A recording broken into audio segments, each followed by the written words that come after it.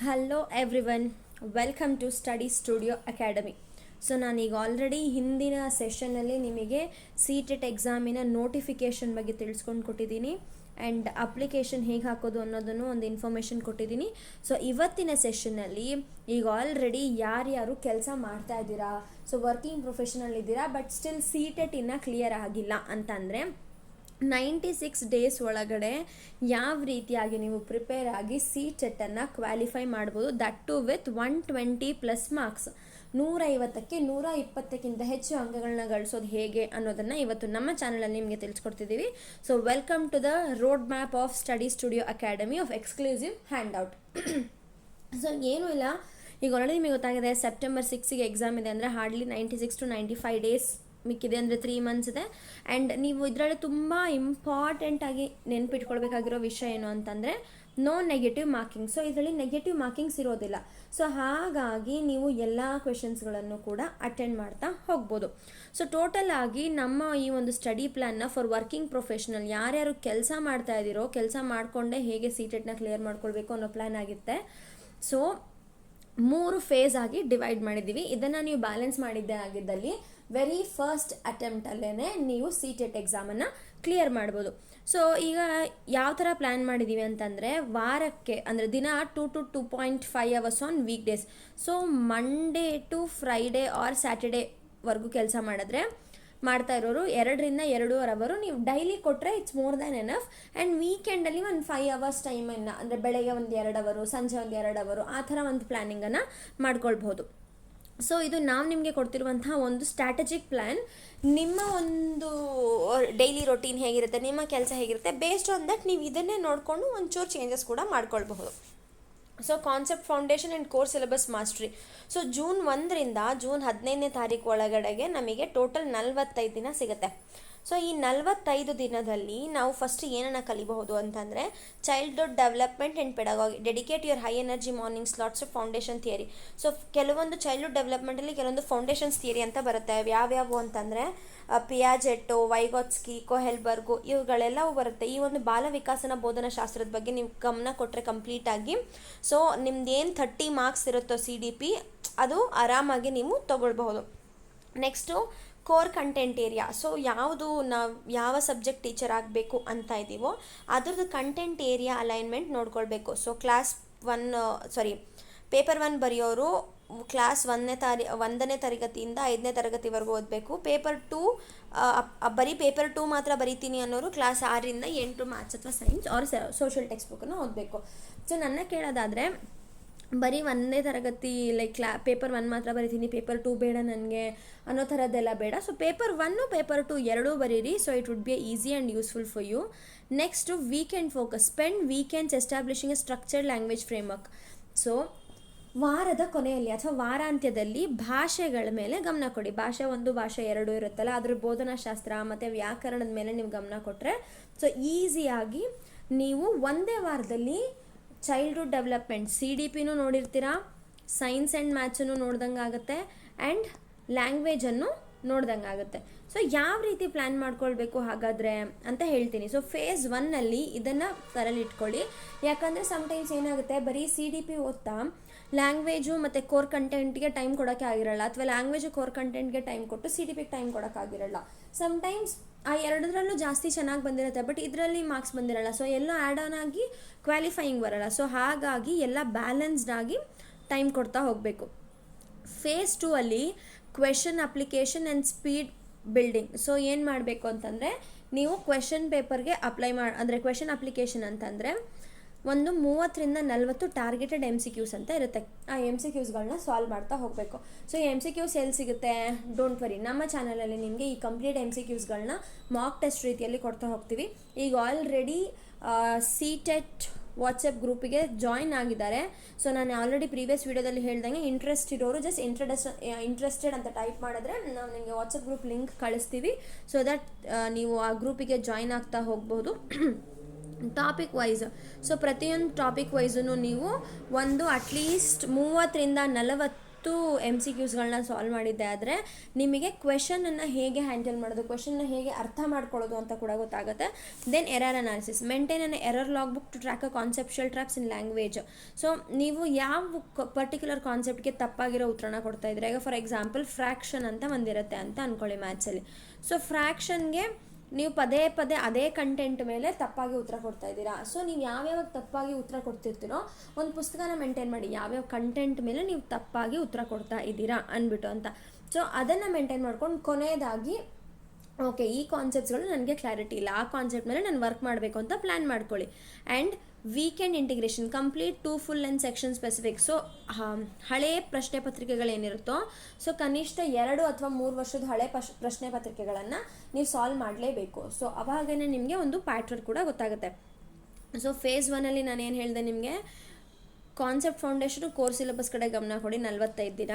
ಆಮೇಲೆ July 16 August 15 31 ದಿನ ಇರುತ್ತೆ ಕ್ವೆಶನ್ ಪೇಪರ್ ಸಾಲ್ವ್ ಮಾಡೋದ್ರ ಕಡೆಗೆ ಗಮನ ಕೊಡ್ತೀವಿ. ನೆಕ್ಸ್ಟ್ ಬರೋದೆ phase 3. This is very important phase actually. So August 16ನೇ ತಾರೀಕಿಂದ ಸೆಪ್ಟೆಂಬರ್ 5ಗೆ ನಿಮಗೆ 20 ದಿವಸ ಸಿಗುತ್ತೆ. ಸೊ 20 ದಿವಸದಲ್ಲಿ ನೀವು ಮಾಡಬೇಕಾಗಿರೋದು ವೆರಿ ಸಿಂಪಲ್. ಏನು ಅಂತಂದರೆ ಯಾವುದೇ ಹೊಸ ಸ್ಟಡಿ ಮೆಟೀರಿಯಲ್ಸ್ಗಳನ್ನ ತೊಗೊಳ್ಬೇಡಿ, ಯಾವುದೂ ಹೊಸ ಪುಸ್ತಕಗಳನ್ನು ಓಪನ್ ಮಾಡಿಬಿಡಿ.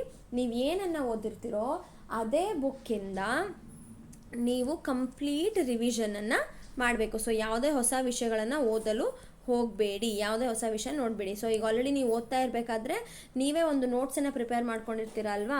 ಸೊ ಆ ನೋಟ್ಸನ್ನೇ ನೀವು ಪ್ರಾಕ್ಟೀಸ್ ಮಾಡ್ತಾ ಹೋಗಬೇಕು. ಯಾಕಂತಂದರೆ ಹೊಸ ವಿಷಯನ ಆಗ ಬ್ರೈನು ತಗೊಳ್ಳೋ ಹಂತದಲ್ಲಿ ಇರೋಲ್ಲ. ಯಾಕಂದರೆ 20 ಡೇಸ್ ಪೂರ್ತಿ ನೀವು ರಿವಿಷನ್ ಮಾಡಿದೆ ಆದರೆ ಕಂಪ್ಲೀಟ್ ನೀವು ಪೂರ್ಣ ಅಂಕನ ಗಳಿಸಬಹುದು. 150ಕ್ಕೆ 120+ ಅಂಕಗಳನ್ನ ನೀವು ಯಾವುದೇ ತೊಂದರೆ ಇಲ್ಲದೆ ಗಳಿಸ್ಬೋದು. ಸೊ ಯಾವುದೇ ವಿರಾಮವಿಲ್ಲದೆ ಸತ 2.5 ಗಂಟೆ ಕುರಿತು ಪೂರ್ಣ ಓದದ ಪರೀಕ್ಷೆ ಬರೆಯಿರಿ.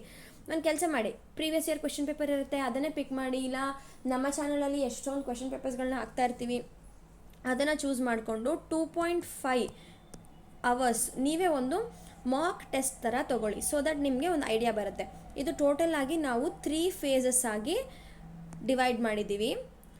ಹಾಗಾದರೆ ಡೈಲಿ ಟೈಮ್ ಬ್ಲಾಕ್ ಬಾಸ್ಟರ್ ಅಥವಾ ಬ್ಲಾಕ್ ಟ್ರ್ಯಾಕರ್ ಅಂತ ಹೇಗೆ ಮಾಡ್ಕೊಳ್ಬಹುದು ನೀವು ಅಂತ ನೋಡೋದಾದರೆ, ಸೊ ಬೆಳಗ್ಗೆ 5:30 6:30ವರೆಗೂ ನೀವು ಮನಸ್ಸು ಪ್ರಶಾಂತವಾಗಿರುತ್ತೆ. ಆಗ ಕೆಲವೊಂದು ಕಠಿಣ ಸಿದ್ಧಾಂತಗಳಿರುತ್ತೆ CDPಯಲ್ಲಿ, ಅಂದರೆ ಅಷ್ಟು ಕಠಿಣ ಏನಿರಲ್ಲ, ಒಂದು ಸ್ವಲ್ಪ ಕಂಪ್ಯಾರಿಟಿವ್ಲಿ ಚೂರು ಡಿಫಿಕಲ್ಟ್ ಆಗಿರುತ್ತೆ. ಕೊಹೆಲ್ಬಕ್ಸ್ ಆಗಿರ್ಬೋದು, ಈ ರೀತಿ ಆಗಿರುವಂಥದ್ದನ್ನು ನೀವು ಪ್ರಾಕ್ಟೀಸ್ ಮಾಡಿ 5:30 to 6:30 AM ಅಲ್ಲಿ.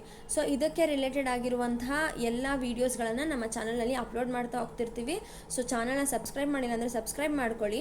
ಆ್ಯಂಡ್ ಅದಾದಮೇಲೆ ನೀವು ಆಫ್ಟರ್ 6:30 ನಿಮಗೆ ರೆಡಿ ಆಗೋಕ್ಕೆ ಆಫೀಸ್ಗೆ ಹೋಗೋಕ್ಕೆ ಅದೆಲ್ಲ ಆಗುತ್ತೆ. ಸೊ 8:30 5:30ವರೆಗೂ ನಿಮ್ಮ ಆಫೀಸ್ ಅವರ್ಸ್ ಇರುತ್ತೆ. ಸೊ ಆವಾಗ ನಿಮಗೆ ಅಲ್ಲಿ ಓದೋಕ್ಕೆ ಚಾನ್ಸಸ್ ಸಿಗಲ್ಲ. ಇಫ್ ಇನ್ ಕೇಸ್ ಏನಾದ್ರೂ ನಿಮಗೆ ಒಂಚೂರು ಗ್ಯಾಪ್ ಸಿಕ್ತು, ಆ ಥರ ಏನಾದರೂ ಇತ್ತು ಅಂತಂದರೆ ನೀವೇನೋ ಒಂದು ಸಣ್ಣ ನೋಟ್ಸ್ ಮಾಡ್ಕೊಂಡಿರ್ತೀರಲ್ವ ಬೆಳಗಿನ ಟೈಮಲ್ಲಿ, ಆ ನೋಟ್ಸನ್ನ ಜಸ್ಟ್ ರಿವೈಸ್ ಮಾಡಿ ಅಷ್ಟೇ, ಒಂದು ರೌಂಡ್ ಓಪನ್ ಮಾಡಿ ನೋಡಿ. ಸೊ ದಟ್ ನಿಮಗೆ ರಿವೈಸ್ ಆಗ್ತಾ ಇರುತ್ತೆ. ನೆಕ್ಸ್ಟು 8:30 10 ಗಂಟೆವರೆಗೂ, ಸೊ 1.5 ಅವರ್ಸ್. ಸೊ ನಂಗೆ ಗೊತ್ತಾಗುತ್ತೆ 5:30 ಕೆಲಸ ಮುಗಿದ್ರೆ ಮನೆಗೆ ಬರೋಕ್ಕೆ ಒಬ್ರೊಬ್ರಿಗೆ 6 o'clock 7 ಆಗುತ್ತೆ. ಬಂದು ಅಷ್ಟೊತ್ತಿಗೆ ಅಡುಗೆ ಮಾಡಿ ಊಟ ಮಾಡಿಕೊಂಡು ಎಲ್ಲ ಮಾಡಿಸ್ಕೊ ಸ್ವಲ್ಪ ಟೈಮ್ ಹಿಡಿಯುತ್ತೆ. ಸೊ ಇದು ನಾನು ಜಸ್ಟ್ ಒಂದು ಟೆಂಟೇಟಿವ್ 8:30 5:30ವರೆಗೂ ಯಾರು ವರ್ಕಿಂಗ್ ಅವರ್ಸ್ ಇರುತ್ತೋ ಅವರಿಗೆ ರಿಲೇಟೆಡ್ ಆಗಿ ಮಾಡಿರುವಂಥದ್ದು. ನೀವು ನೋಡ್ಕೊಳ್ಳಿ ನಿಮ್ಮ ವರ್ಕಿಂಗ್ ಟೈಮಿಂಗ್ಸ್ ಏನಿರುತ್ತೆ, ವರ್ಕಿಂಗ್ ಅವರ್ಸ್ ಏನಿರುತ್ತೆ, ಅದ್ರ ಬೇಸಿಸ್ ಮೇಲೆ ನೀವು ಪ್ಲ್ಯಾನ್ ಮಾಡಿ. ಬಟ್ ನಾನು ಈ ಡ್ಯೂರೇಷನಲ್ಲಿ ನೀವು ಇದನ್ನು ಓದಿದ್ರೆ ನಿಮಗೆ ಒಂದು ಸ್ವಲ್ಪ ಈಸಿ ಆಗುತ್ತೆ ಅಂತ ಹೇಳ್ತಾ ಇದ್ದೀನಿ. ಆ್ಯಂಡ್ ನಿಮ್ಮ ಮುಖ್ಯ ವಿಷಯವಾದ ಗಣಿತ ಸಮಸ್ಯೆ ಅಥವಾ ವ್ಯಾಕರಣ ಅಥವಾ ಸೋಷಲನ್ನು ಈ 8:30 10 ಗಂಟೆ ಟೈಮಿಂಗ್ಸ್ ಏನಿರುತ್ತೋ ಆವಾಗ ಇದನ್ನು ಅಭ್ಯಾಸ ಮಾಡ್ತಾ ಹೋಗಿ. ಆ್ಯಂಡ್ ವೀಕೆಂಡ್ಸಲ್ಲಿ ನೀವೇನು ಮಾಡಬೇಕು ಅಂತಂದರೆ ಮಾದರಿ ಪ್ರಶ್ನೆ ಪತ್ರಿಕೆಗಳನ್ನು ಎದುರಿಸುವುದು. ಸೊ ಕಂಪ್ಲೀಟಾಗಿ ಒಂದು ಕ್ವೆಶನ್ ಪೇಪರ್ ಏನಿರುತ್ತೋ, ಮಾಡೆಲ್ ಕ್ವೆಶನ್ ಪೇಪರು ಅಥವಾ ಪ್ರೀವಿಯಸ್ ಇಯರ್ ಕ್ವೆಶನ್ ಪೇಪರು, ಅದುಗಳನ್ನು ನೀವು ಸಾಲ್ವ್ ಮಾಡ್ತಾ ಹೋಗಬೇಕು. ಆ್ಯಂಡ್ ಅದ್ರ ಜೊತೆಗೆ ಬರೀ ಸಾಲ್ವ್ ಮಾಡೋದಷ್ಟೇ ಅಲ್ಲ, ಯು ಹ್ಯಾವ್ ಟು ಅನಲೈಸ್, ವಿಶ್ಲೇಷಣೆ ಕೂಡ ಮಾಡಿಸ್ಬೇಕು. ಎಲ್ಲಿ ತಪ್ಪಾಗ್ತಿದ್ದೀರಾ, ನಾನು ಯಾವುದನ್ನು ಸರಿ ಮಾಡ್ಕೋಬೇಕು, ಯಾವ ಕಾನ್ಸೆಪ್ಟನ್ನು ನಾನು ಇನ್ನೂ ಚೆನ್ನಾಗಿ ತಿಳ್ಕೊಳ್ಬೇಕು ಅನ್ನೋದನ್ನು ಕೂಡ ನೀವು ವೀಕೆಂಡ್ಸಲ್ಲಿ ಅನಲೈಸ್ ಮಾಡ್ತಾ ಹೋಗಿ. ಒಂದು ಸ್ವಲ್ಪ ದಿವಸ ಹಾರ್ಡ್ಲಿ 3 monthsವರೆಗೂ ಅಂತಂದರೆ ಒಂದು 12 ಭಾನುವಾರಗಳನ್ನ ನೀವು ಶನಿವಾರ ಭಾನುವಾರಗಳನ್ನು ಇದಕ್ಕೆ ಮೀಸಲಿಟ್ಟಿದ್ದೆ ಆದರೆ ನೀವು ಒಂದೇ ಸೆಟ್ಟಲ್ಲಿ ಕ್ಲಿಯರ್ ಮಾಡ್ಕೊಳ್ತೀರಾ.